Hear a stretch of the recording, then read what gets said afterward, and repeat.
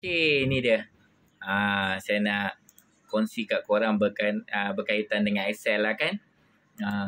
Tapi paling basic lah bagi saya, yang paling basic.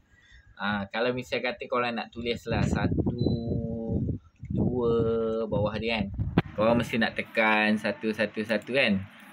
Tekan 2, mengikut turutan macam tu. Sebenarnya tak perlu. Korang tak payah tulis satu-satu bilangan tu. Korang just tulis nombor 1 dan nombor 2. Lepas tu korang ni highlightkan dia, tarik. Letak nampak logo plus ni, logo plus kat tepi ni, kecil ni. Tarik sampai beribu korang nak. Nampak tu? Nampak? Sampai 599. Kalau nak tarik lagi. Kalau misal kata sampai sini korang rasa macam tak cukup pula. Okey, highlight 2, dia kena 2 tau. Okey, baru dia sambung. Betul tak? Tu nampak? Okey, yang ini paling basic lah. Nanti tunggu video seterusnya. Okey, ciao. Jangan lupa tekan subscribe. Assalamualaikum.